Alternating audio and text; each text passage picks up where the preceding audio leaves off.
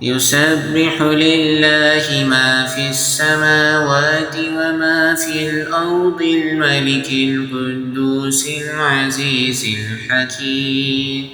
هو الذي بعث في الأميين رسولا منهم يتلو عليهم آياته ويزكيهم ويعلمهم الكتاب والحكمة وإن كانوا من قبل لفي ضلال مبين.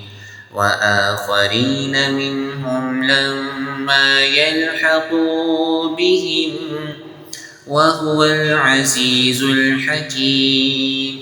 ذلك فضل الله يؤتيه من يشاء والله ذو الفضل العظيم.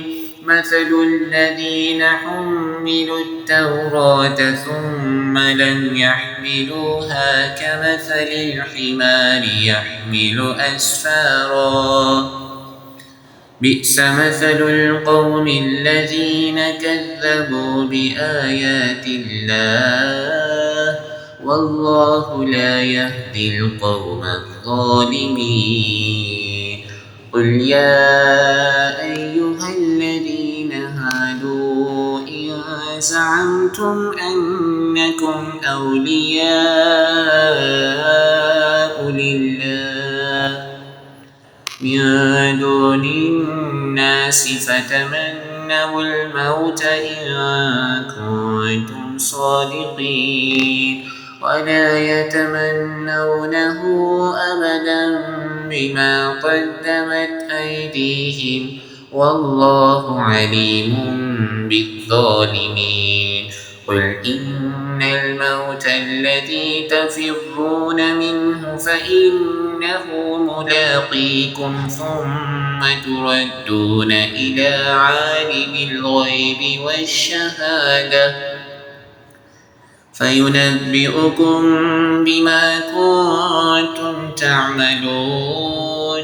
يا أيها الذين آمنوا إذا نودي للصلاة من يوم الجمعة فاسعوا إلى ذكر الله وذروا البيع ذلكم خير لكم إن كنتم تعلمون.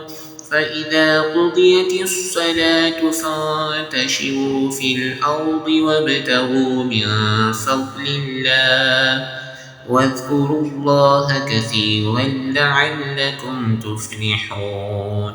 وإذا رأوا تجارة أو لهوا انفضوا إليها وتركوك قائما قل ما عند الله خير من اللهو ومن التجارة والله خير الرازقين.